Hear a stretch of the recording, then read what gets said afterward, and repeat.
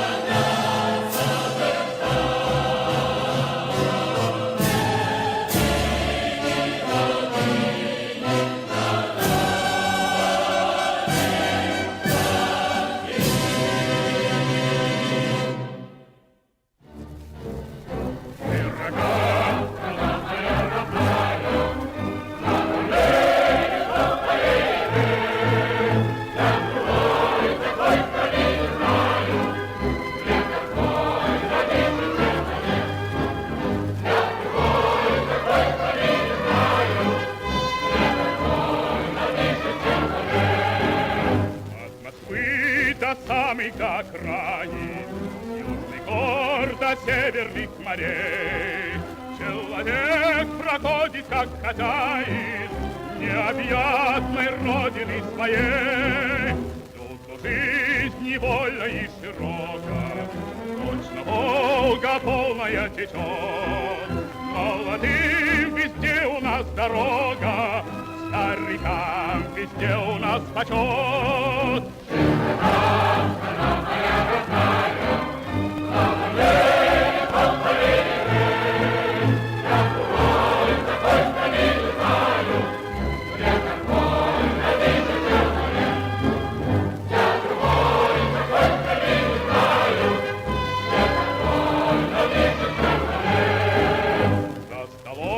Никто у нас не лишний, по заслугам каждый награжден.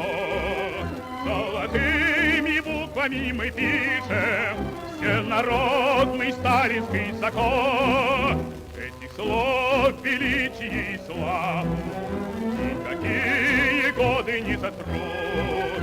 Человек всегда имеет право на учение, подвиг и на труд.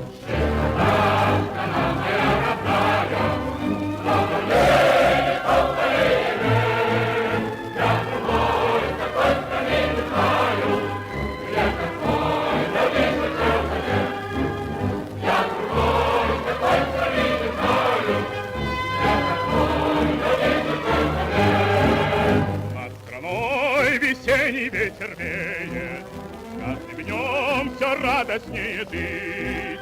И никто на свете не умеет лучше нас смеяться и любить. Но сурово брови мы насупим, если враг захочет нас сломать. Как небесную родину мы любим, бережем, как ласковую мать.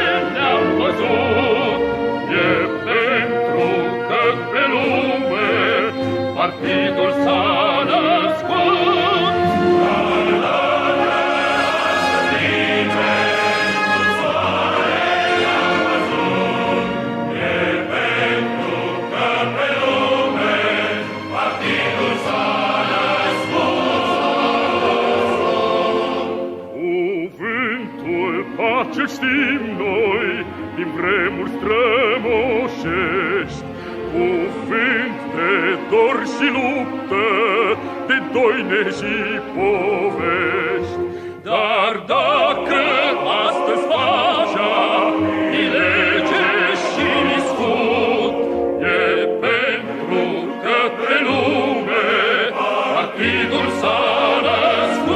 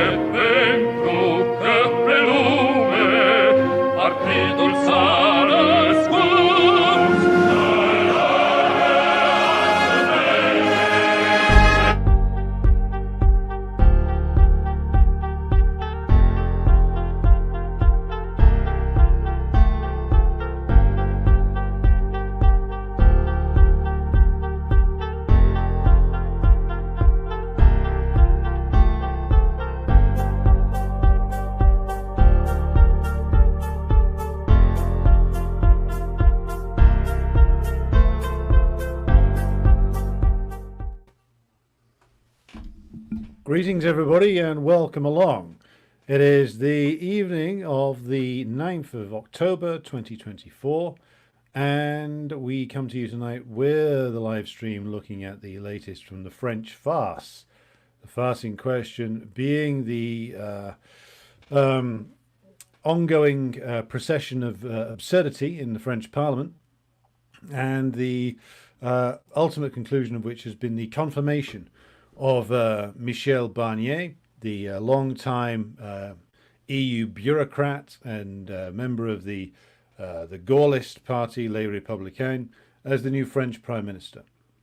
And this was achieved, as an article on France 24 makes clear, because the fascist party, or at least the openly fascist party, there is arguments to say that there is more than one fascist party in France, refused to back a no-confidence motion against the new government headed by Barnier that had been tabled by the Nouveau Front Populaire, the New Popular Front, and the Rassemblement National, that's the political descendants of Marine Le Pen's father's old National Front Party, who are the single largest party. So the NPF, sorry, the NFP is the on the left is the biggest, has the biggest collection of seats.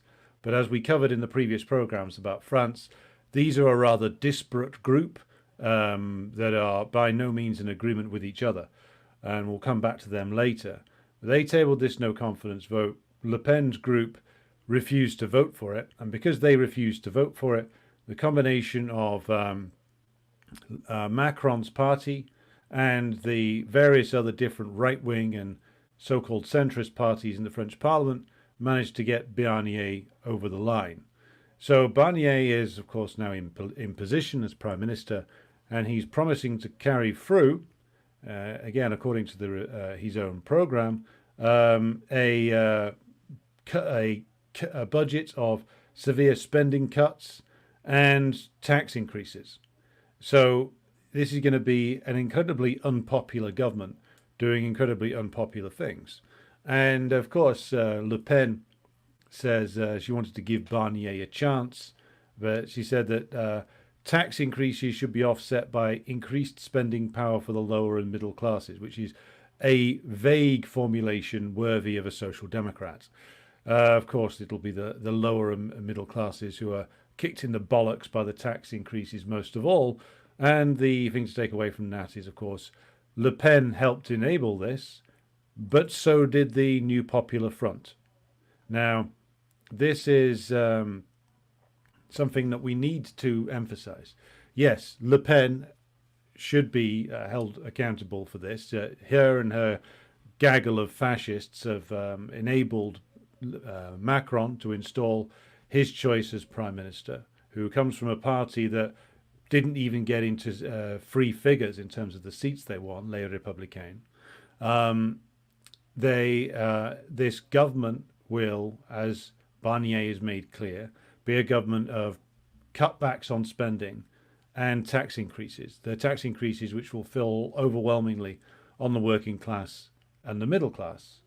So it's a recipe for extreme, shall we say, class warfare waged by the French bourgeois yet again on the French working class, enabled by the fascists, yes, and we'll come back to them later, but it also enabled by the left.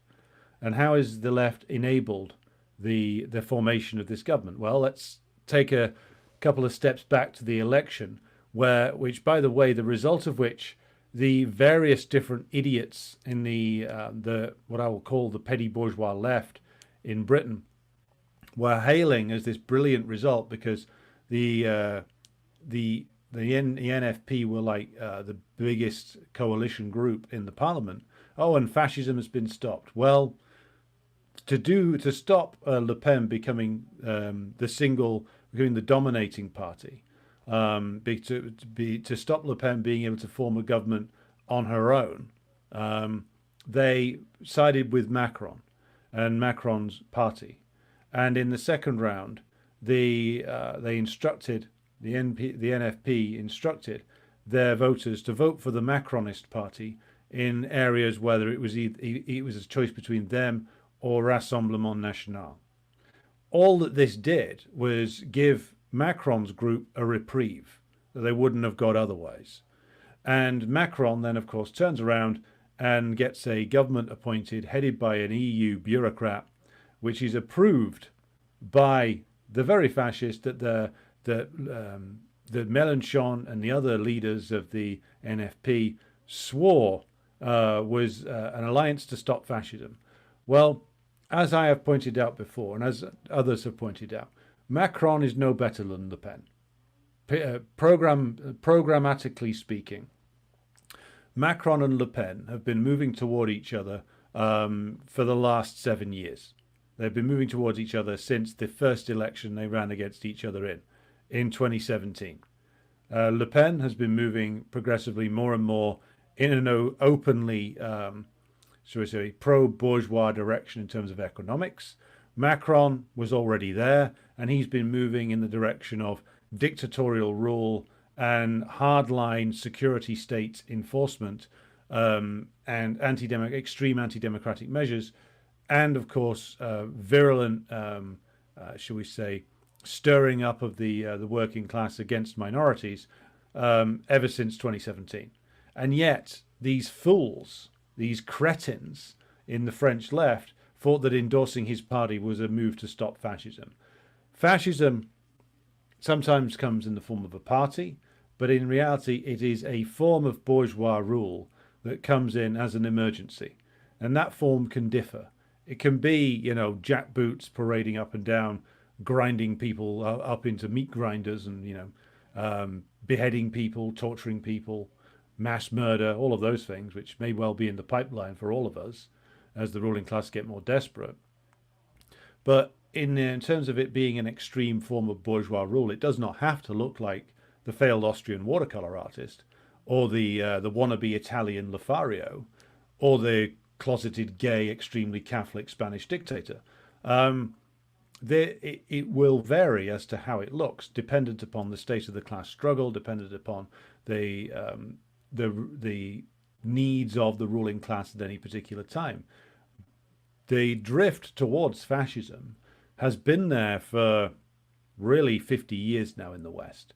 In our case, it's probably a little more pronounced because the organized working class were defeated here earlier and in a more dramatic fashion than the French were.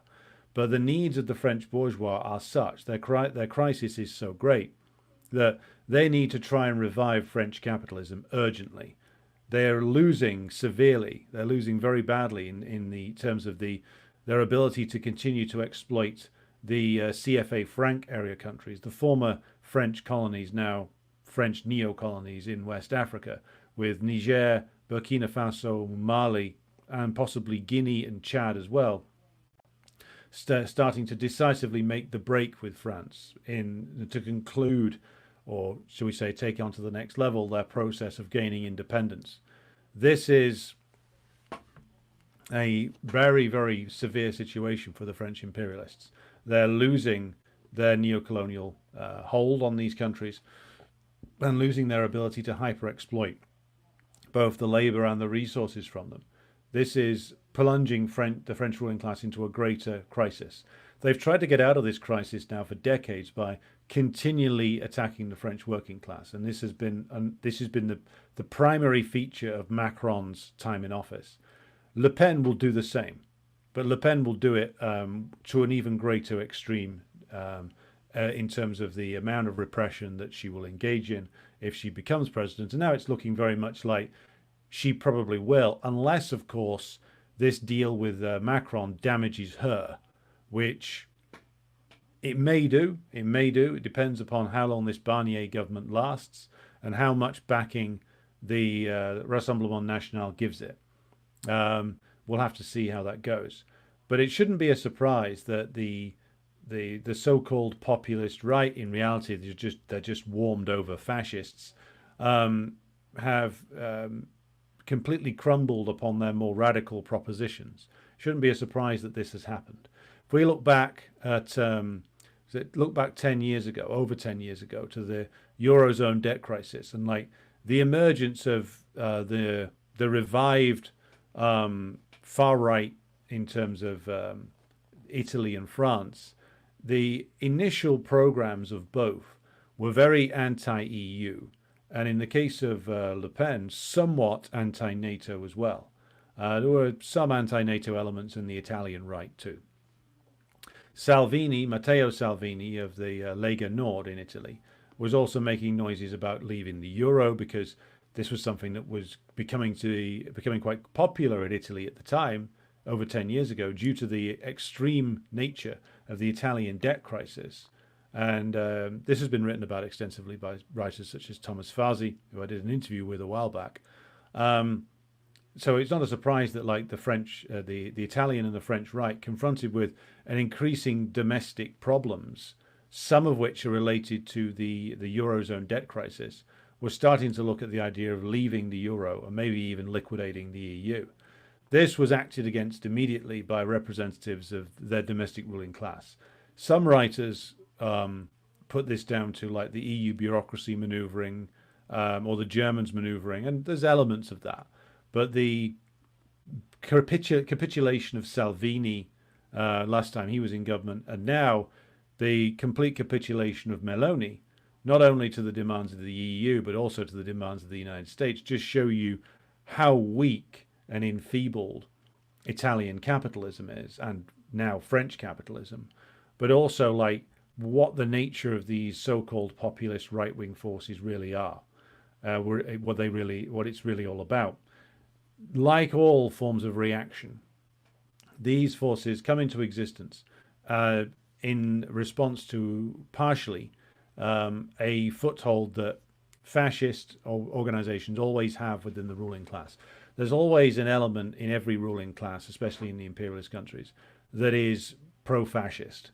Now, for most of the time over the last 50 years, they've been a minority.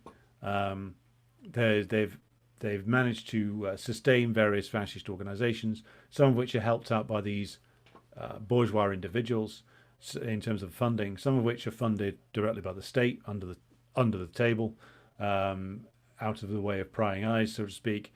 But a minority of the bourgeois and certain forces of the state have an interest in keeping these fascist organizations going. As the crisis of capitalism gets worse, as it has been doing in Europe over the last 10 years, really over the last 16 years,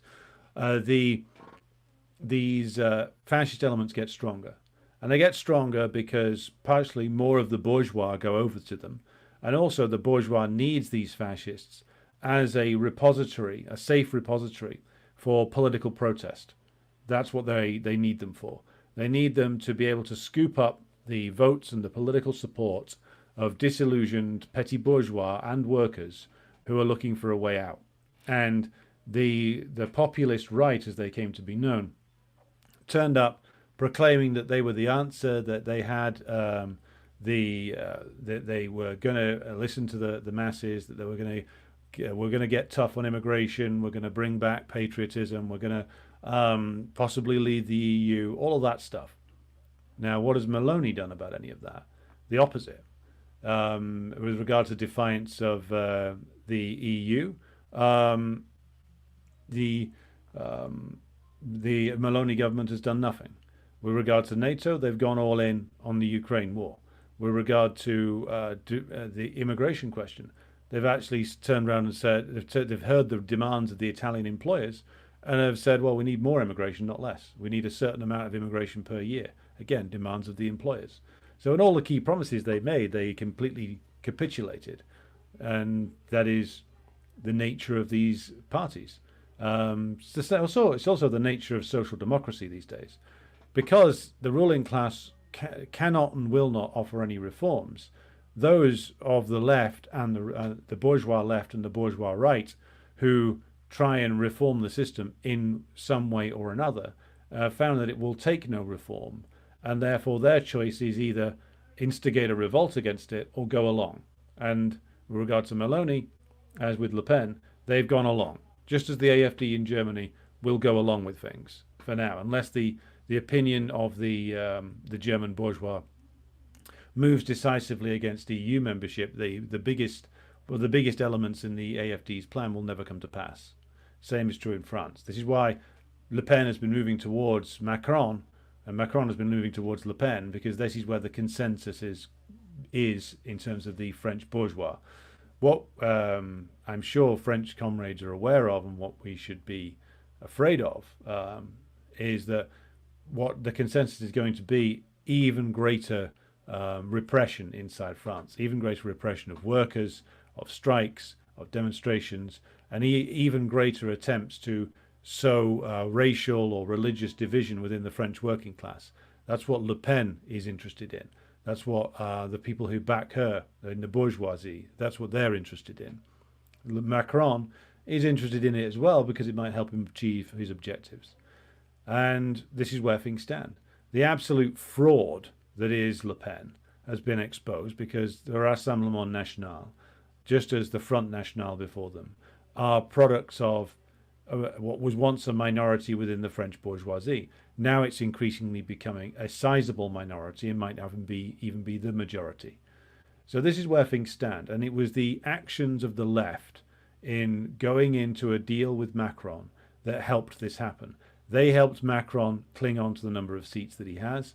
They helped Macron thus put forward a candidate for prime minister. And now Macron has done his deal with the Rassemblement National, with the open fascists. So how were you stopping fascism when you actually ended up empowering it?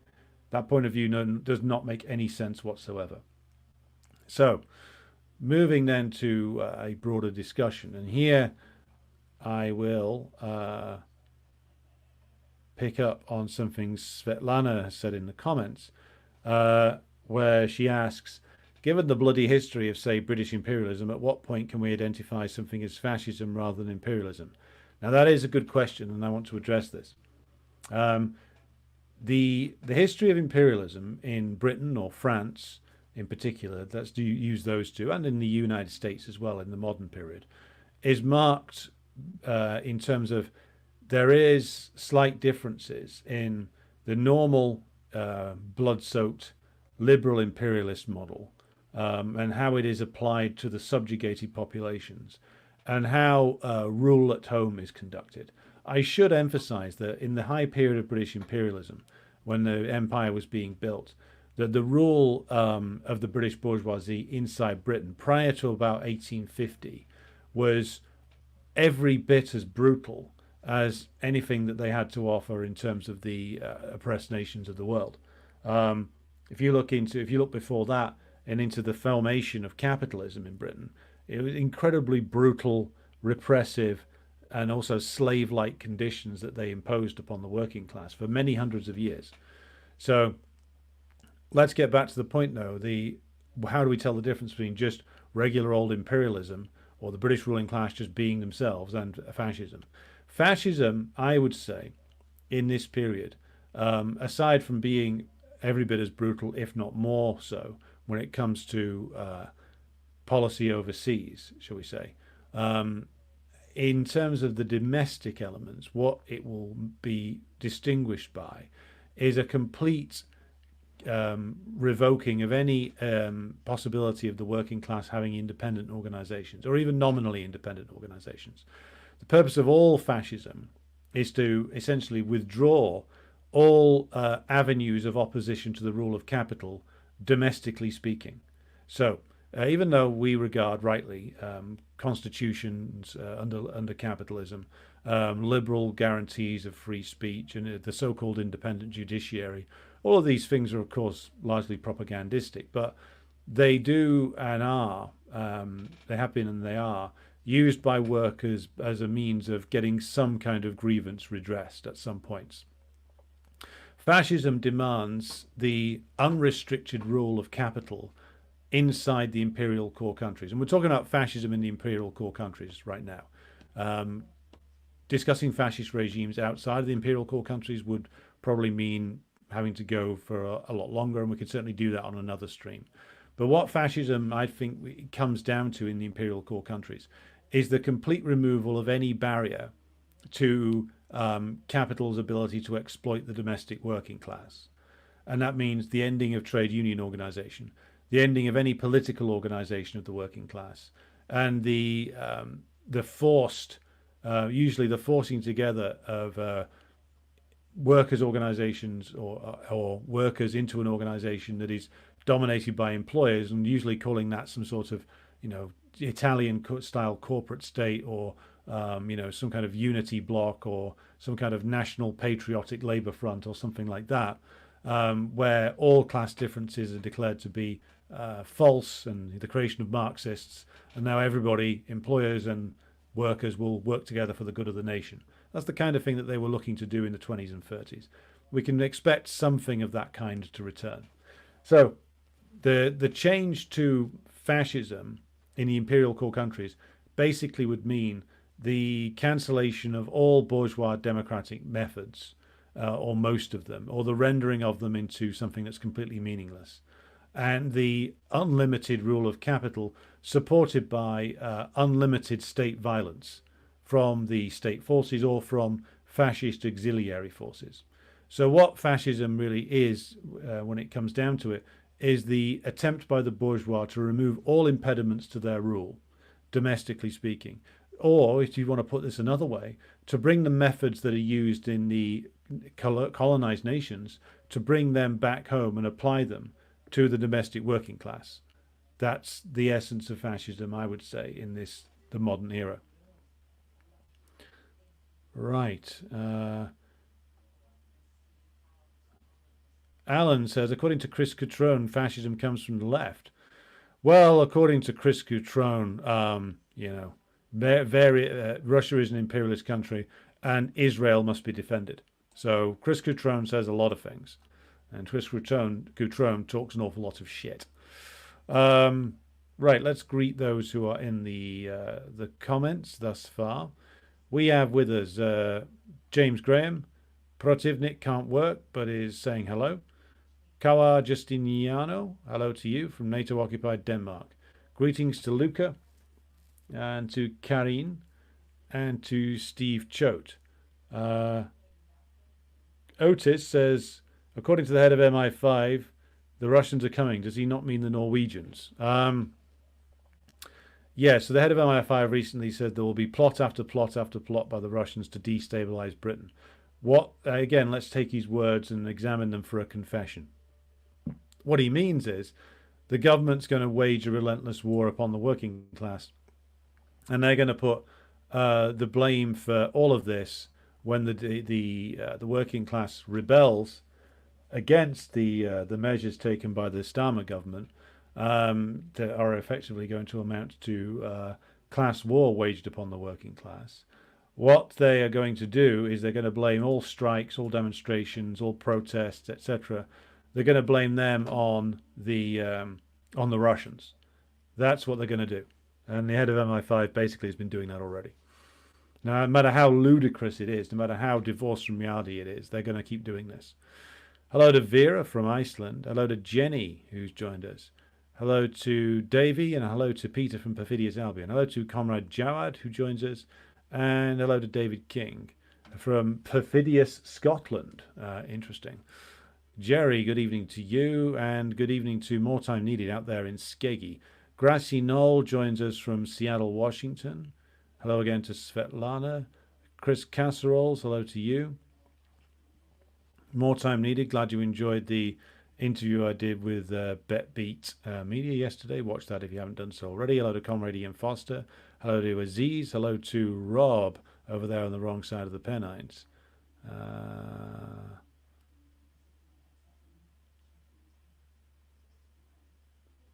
Okay, scrolling through.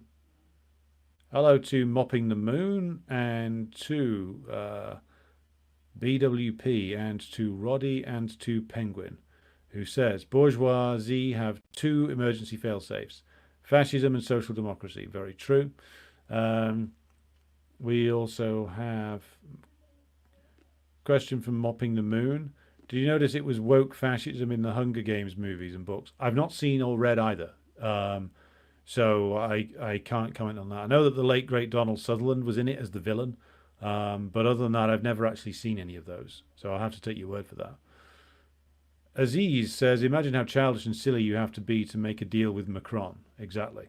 The Mélenchon should have known better. maybe he did, or maybe he does, but the clowns that the criminals that he's in coalition with, including Glucksmann and Hollande, they wanted that deal with Macron, and they got that deal with Macron.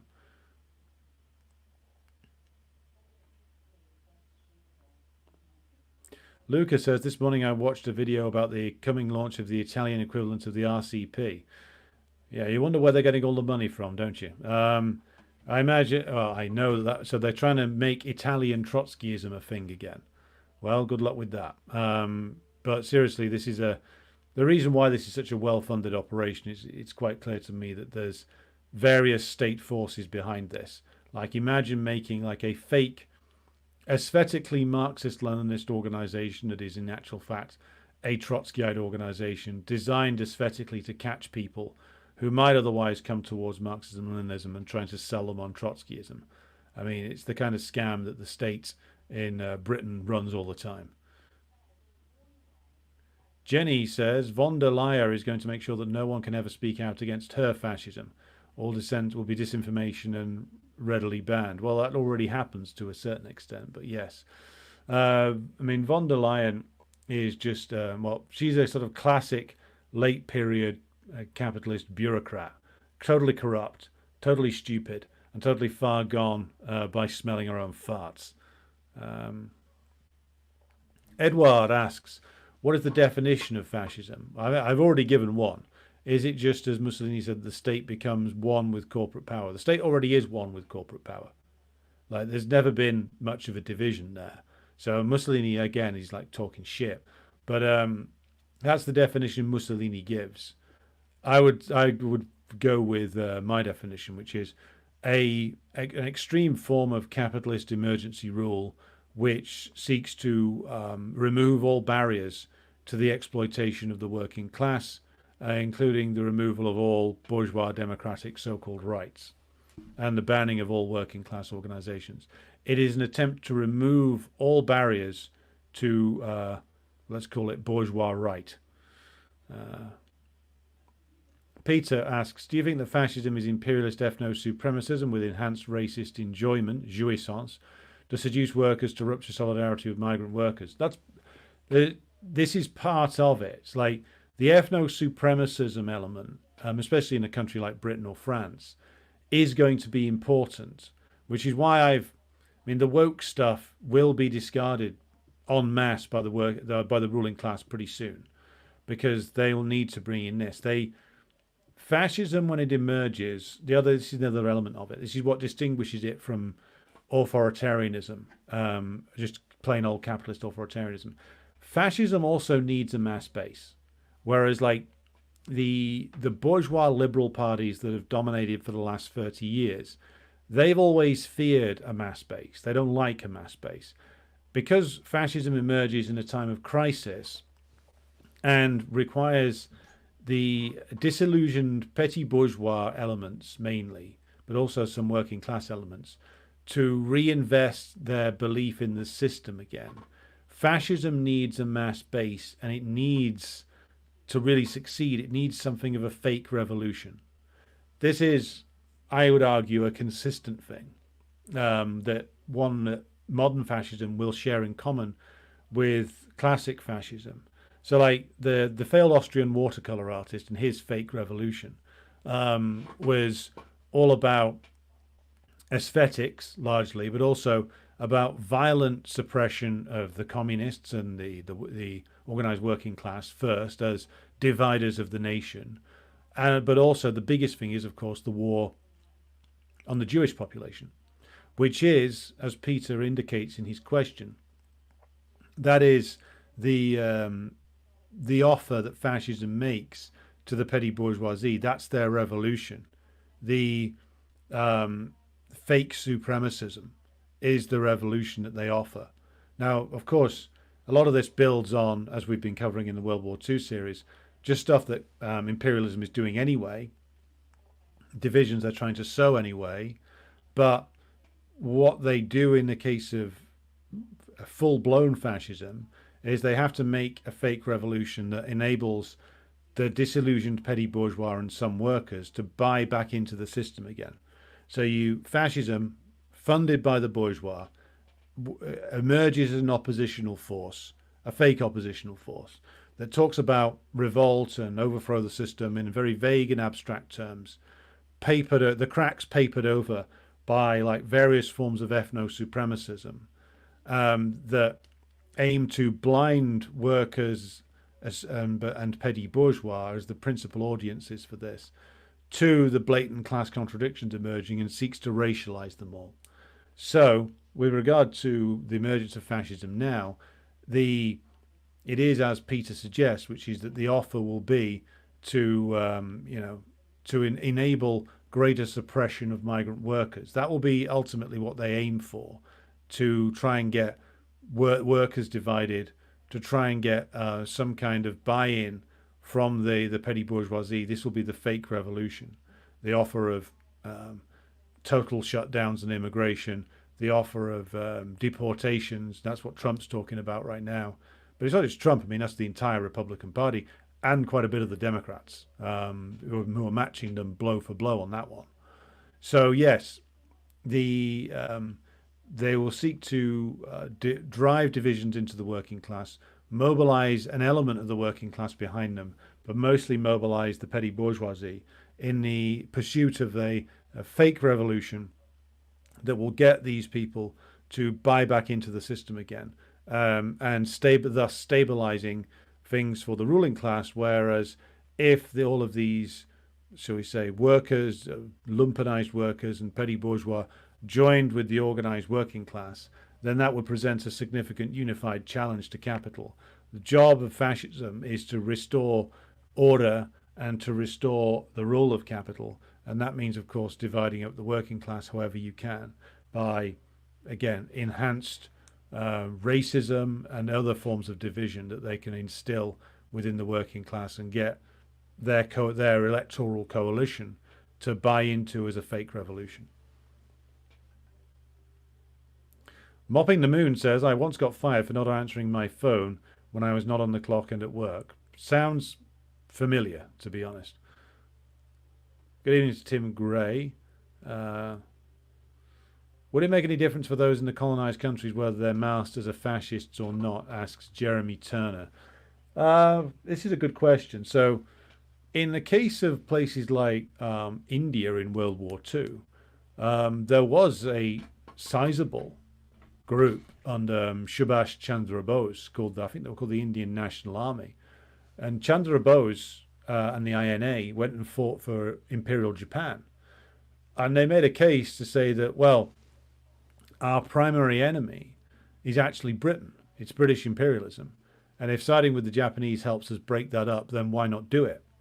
Now, of course, the Japanese turned out to be, under the influence of Britain and America, just as ruthless and savage a collection of imperialists as anybody in the West were. And now, would it make any difference to those in the colonized nations whether their masters are fascists or not? If anything, fascism would probably destabilize the colonized nations even quicker, because it would produce bigger revolts. Because the plans of fascism always go towards hyper-exploitation of the colonial world, or forced suppression of revolts, or mass extermination, which again are all ideas they took from supposedly liberal periods of colonialism anyway. So in some cases it might not even make that much of a difference. In some cases the oppressed people might decide that, well, might as well have the fascists because at least then they're out in the open. And in certain cases they may decide that the British imperialists back in the day were actually worse than the Nazis and worse than the Japanese militarists. So it does produce different and varied results. The point about fascism when it's applied to imperial core countries, though, is that often what the fascists are doing is taking all of the methods used by the imperialists in the colonized nations and just bringing them home and applying them to the domestic working class population. That's the biggest trick. Alan Smith says, I think Chris Coutron epitomizes the term compatible left. Well, yes, he does indeed. That's why he's been allowed to have the platform that he's got for so many years. Svetlana says, I note that today Maria Zakharova announced that Russian authorities had proof of the British and American involvement in the destruction of the Nord Stream pipeline. Yeah, I mean, I've thought for a long time that those who actually carried that out were probably the British. And that the US had a role in it, but the actual dirty work was probably done by the Brits. But this was probably a scheme that Boris Johnson okayed and that Liz Truss put a rubber stamp on. So, yeah, I'm not surprised. I mean, this is what many of us have been saying for a while. I think the British did it and that the US put the plan in motion. But the US stood off and allowed their British stooge to go and do the dirty work. I certainly don't believe it was ever the Ukrainians or the Poles or even the US itself directly. I think you'll find when an indecent investigation is done, you'll find that this was a British operation with the Americans stood in the background. Have I ever read the graphic novel V for Vendetta? Asked Alan Smith. I think fascism is depicted pretty accurately as big business and the far right, plus lumpen organised crime thugs. I have read that many years ago. I prefer the book was, of course, infinitely preferable to the film, despite Alan Moore's anarchistic ramblings. One thing I will say is that the big business and lumpen organised crimes, or specifically organised crime syndicates, they've actually gone together in many parts of the world for a very long time. The division between the legal and the illegal economy has always been very blurry. That line's always been very blurry. But yes, it's an interesting work. Alan Moore is an interesting writer. For all that his politics make me think of him as just some sort of crazy hippie. Hello to Holistic Politics, who's out there in Finland, the newest NATO vassal state. Hello to Christopher Rogers here from People's Republic of China, Hong Kong Special Administrative Region. Greetings to you. And Chris is on station and howling mad at the West. Well, good on you.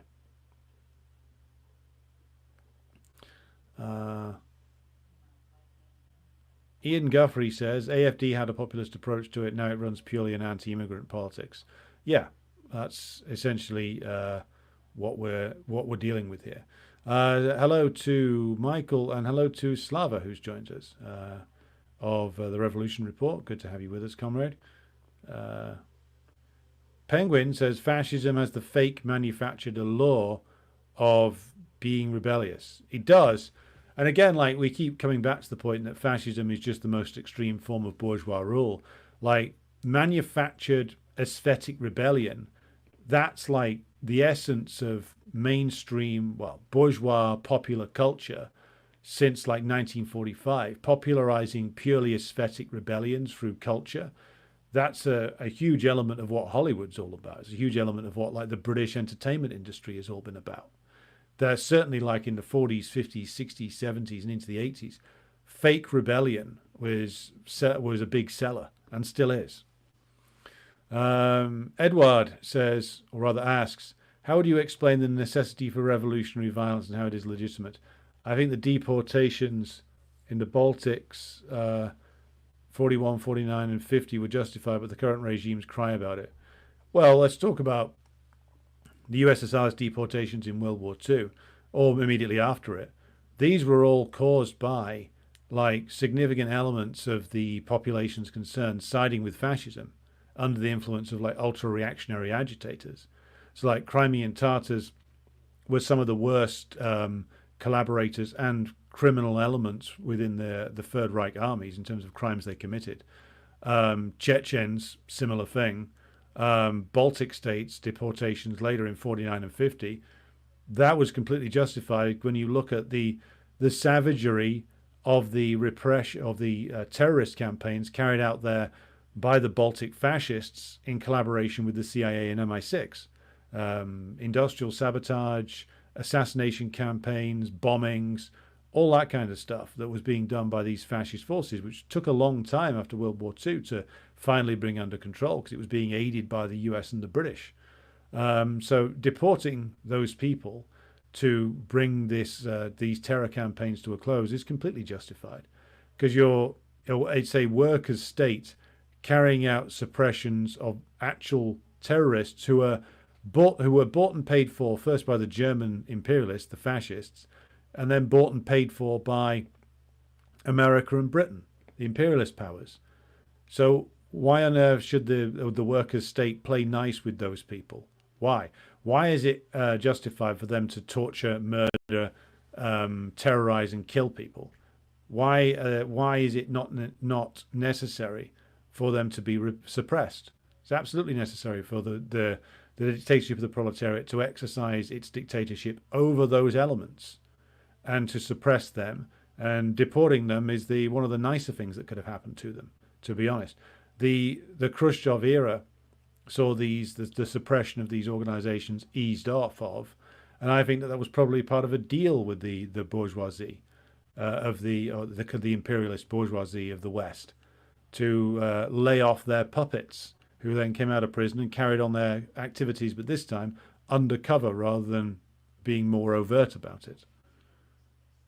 Ian Guthrie says, is there a communist party in Germany that aligns with your own party? Well, we're part of an organization called the World Anti-Imperialist Platform. Let me just look it up for you, Ian. And what I'll do is I'll drop a link into the chat, and so you can take a look at it. If you look on there, you can see who in Germany has signed up to the World Anti-Imperialist Platform, and you can judge and take a look at who the German equivalent, who in Germany signed up to that, and whether they're worth getting involved in.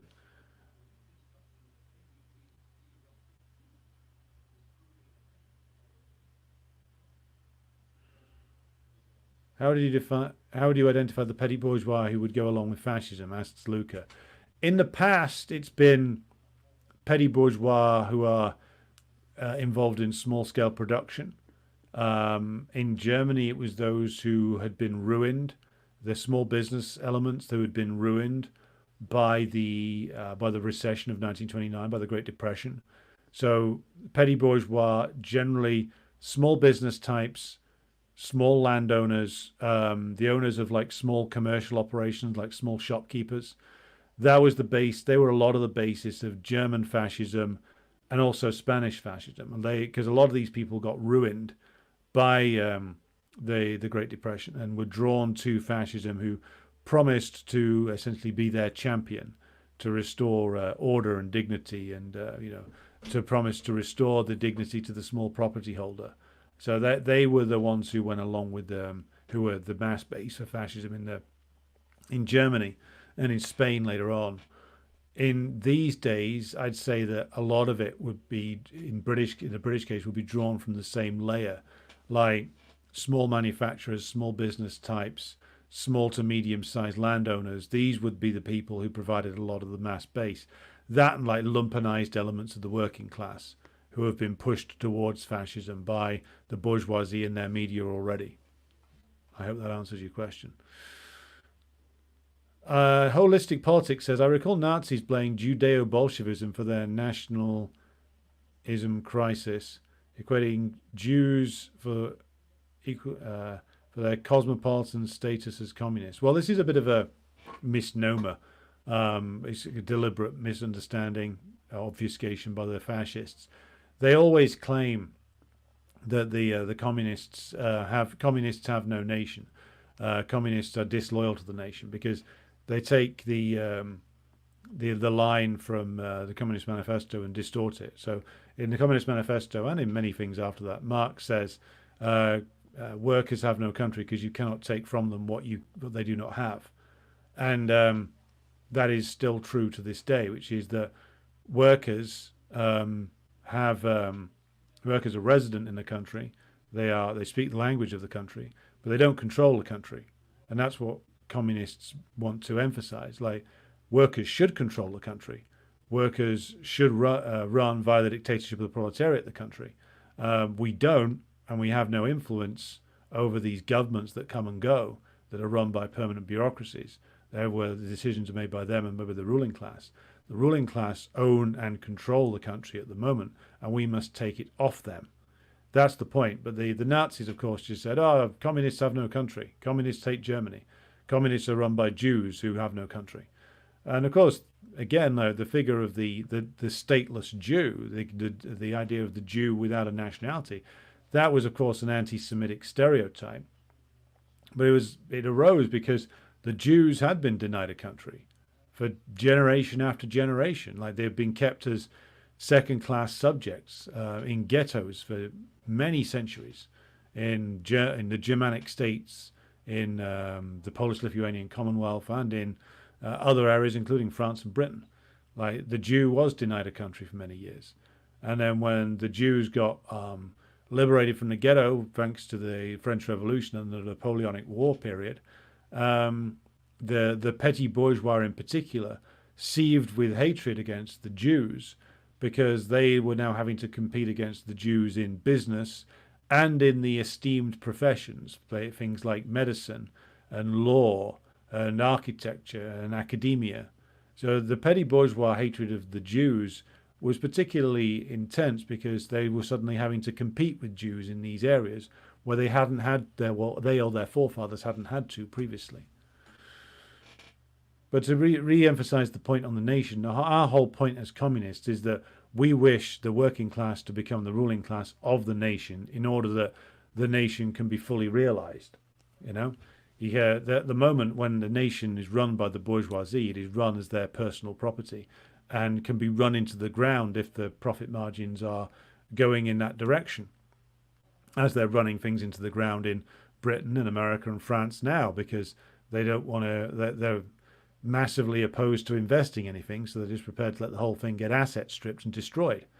The nation can only be fully realized in its potential under proletarian rule, because the self-destructive nature of capitalism means that the nation can never really be fully and properly realized in all of its strength and potential under the rule of capital. Penguin says, Nazis spoke of cultural Bolshevism. Today they speak of a grand conspiracy called cultural Marxism. Well, yes, and again, like the fascists distort and lie about a lot of things. I mean, what they said was cultural Bolshevism was in actual fact just extreme forms of sort of libertinism, and they called that communism. You know, things that to demoralize the nation, etc. What they call cultural Marxism now is just, again, extreme forms of liberalism, some of which are disguised as Marxism, most of which are just academic waffle, which people don't like, and so the fascists make a big thing about it and try to call it communism. They're helped by organized leftists who also claim that it's communism.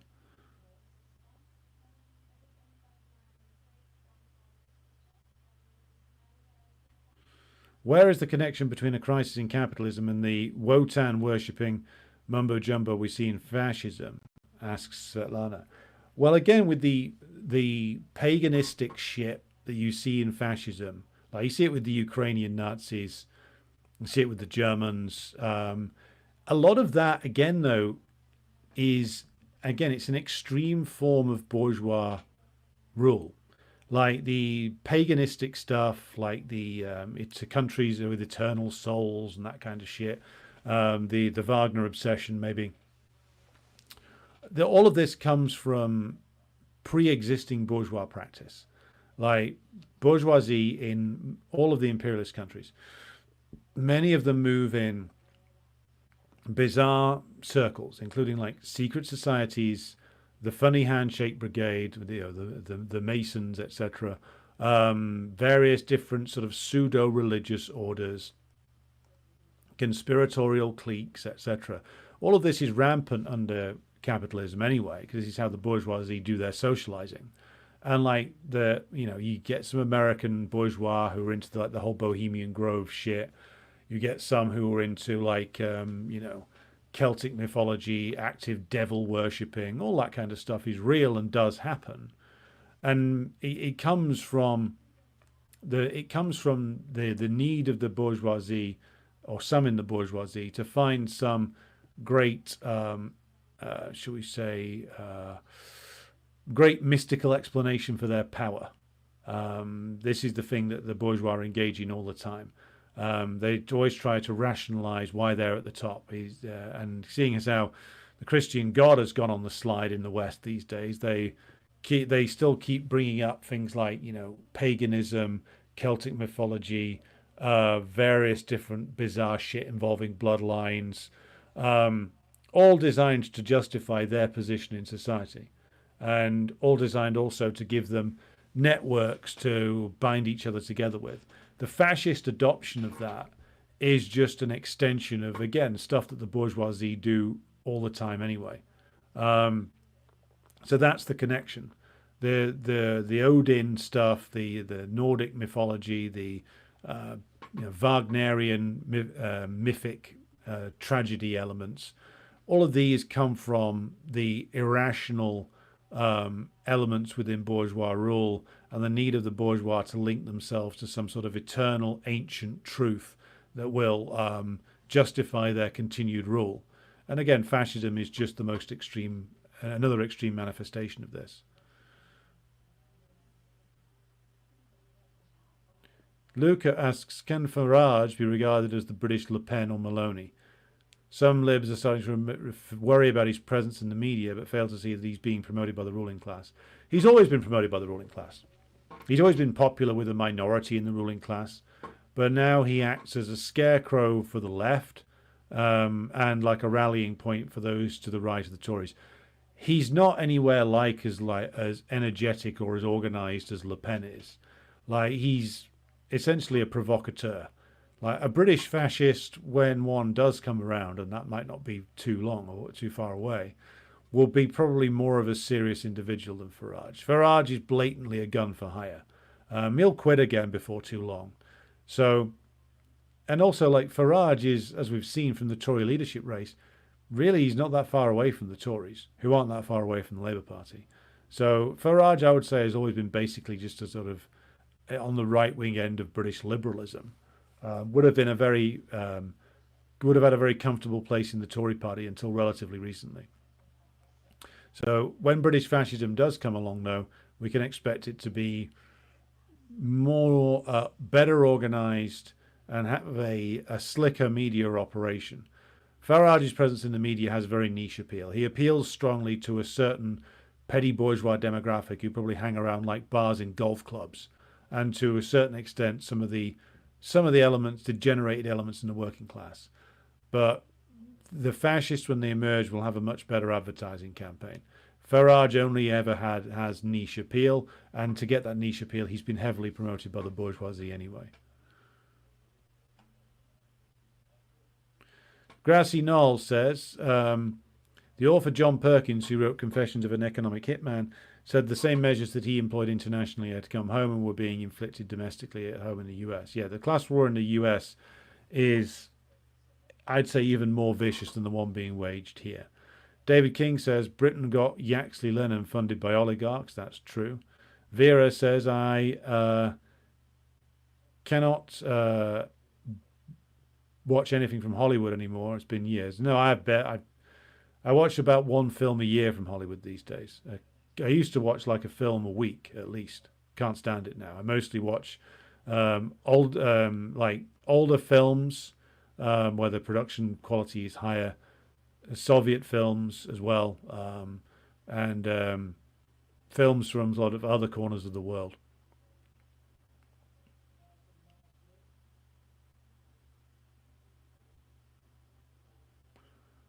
So Slava says, you're parting away from the Revolution Report, now concentrating on the ACP. Well, good luck, comrade.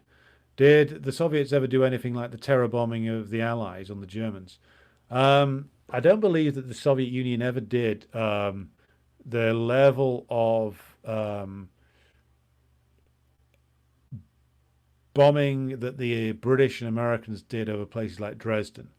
Because the reason why they did those bombing runs was not to really defeat the Germans. They knew that they wouldn't really affect the German war production that much by destroying like the entirety of Dresden. What they did it for was to deny those industrial plants, deny usage of them to the advancing Soviets. That's what they were doing, saturation of bombing of industrial areas. I mean, if you look at the actual ability of the Germans to produce war material, it only really went down right towards the end, and the bombing campaigns I don't think had much to do with it, because they'd already moved a lot of their war production into secure facilities that the Allied bombing runs couldn't affect as much. So the terror bombing, I think, was much more about damaging cities that were in the line of Soviet advance, so that the Soviets couldn't use anything from them when they got there.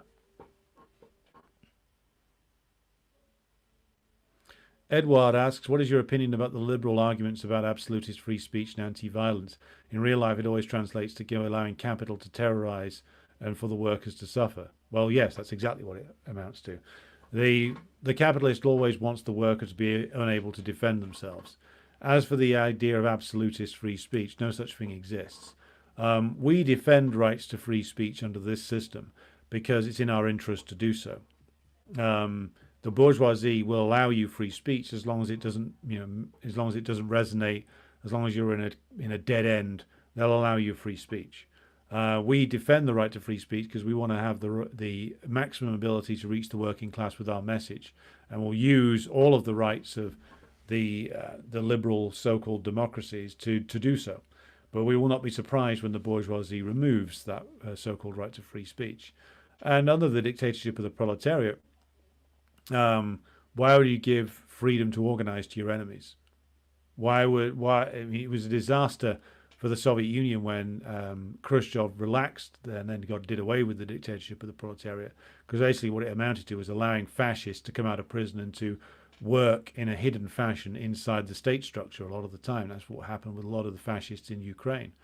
So why would we allow our enemies to use these so-called rights to terrorize the proletariat, which is what was, to go back to Edward's previous question about the Baltic states, that was what was happening. I mean, remember recently when the Canadians were forced to admit that out of 500 names on the Victims of Communism Memorial, 300 odd were all fascists. Well, that was who was actually getting suppressed most of the time in the Soviet Union. Fascists, terrorists, saboteurs, agents of imperialism. That's your victims of communism. And long may they be victims.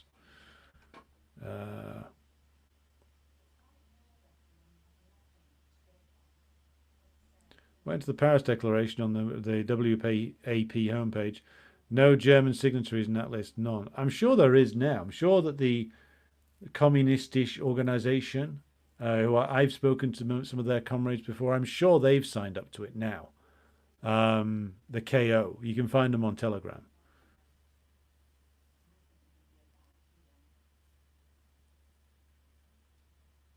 Is fascism a uniquely European phenomenon? No, it's an imperialist phenomenon, which of course includes the United States.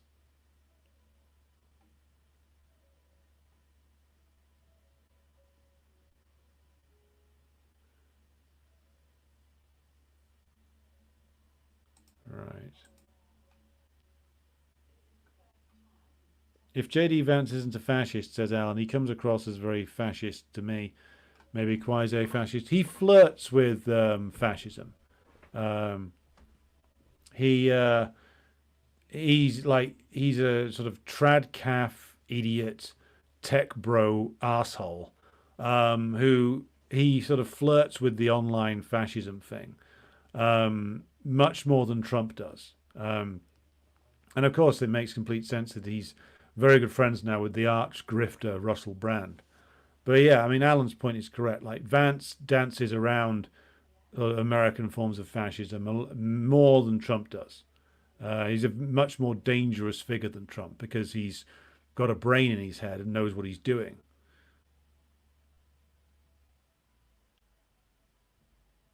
Is Paul Golding, that's the Britain First guy, getting funding from somewhere? Oh, clearly he is. I mean, he'll have some donors behind him. I mean, if you see some guy like Golding or Yaxley Lennon who's able to go around doing non-stop like race baiting, basically, yeah, he's being funded by somebody. Somebody has an interest in keeping him out there on the game board as a moving piece. So be interesting to find out who that is.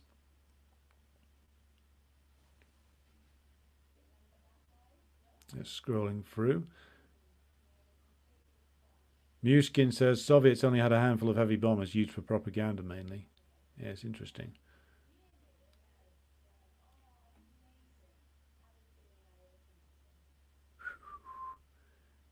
Yeah, Arnold's point is correct. You can get Soviet films and Iranian films all on YouTube now. So YouTube hasn't removed those just yet. Right. Edward asks, why isn't China assuming USSR's role in the world? China now has the industrial and financial capacity. Different arrangement of forces inside inside the Chinese party. Different development, and the role of global center of the revolution disappeared with the USSR.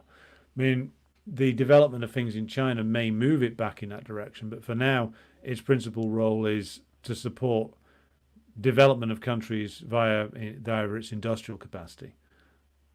That's my answer on that one. Stig Pedersen says, I don't understand the bombing theory. Hamburg and the other cities' reports not in line with the Soviets. The theory on the bombing was specific. I was specifically referring to cities like Dresden in the east. Like Dresden in the east and other areas, that was bombed as much as it was. I mean, Dresden was nearly completely destroyed, principally because it was in the line of advance of the Soviets. And that was principally referring to the bombing in the east. The bombing in places like Hamburg might have had more of a military justification. But with regard to Dresden, there was never much military justification. It was much more about taking out a place before the Soviets could get to it. Lucas says, is France the imperialist power which is going the closest to fascism? It's the one with the biggest, well, it's the most powerful imperialist country, though diminished now, with the most organized fascist presence. So, yeah, you could argue that. But I would argue it was going that way before Le Pen came along. Bear in mind, like the French bourgeoisie are just as reactionary and dangerous as the British. And their problem is, though, that the French working class retained more of a fighting capacity for a longer time than the British working class has. The British working class still hasn't recovered from the defeat of '85. So France is going, ironically enough, slightly quicker towards fascism because it's got an urgent need to completely destroy its working class organizations. Alan says it's funny the West condemns the Soviets for building a wall through Berlin, considering they'd just been incinerating German civilians by the thousands a few years prior. Yeah, they suddenly discovered a love for the German civilian after the war ended, and for freedom of movement. But then again, it's just anything you can use against the USSR, no matter how hypocritical or full of shit that point is.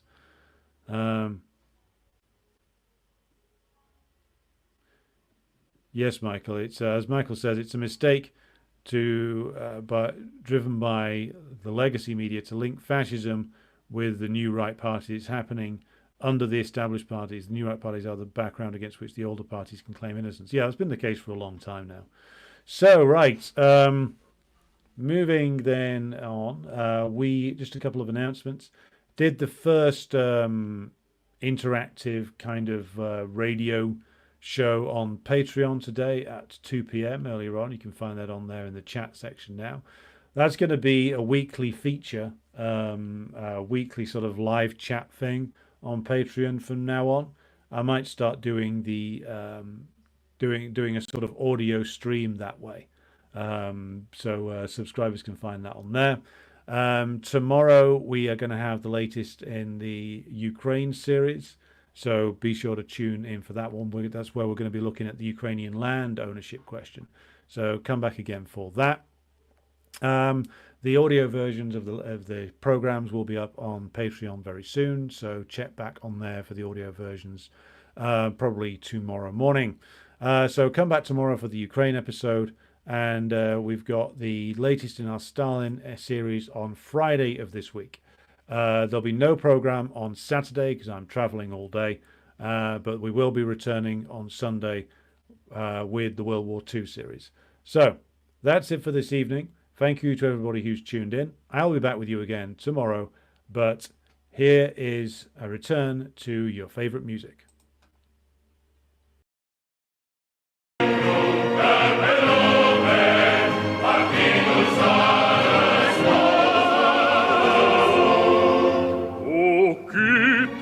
Dulci cuvinte le-am moștenit în grai, doar bănuiam ce-nseamnă ce tâlcuri au sub strai.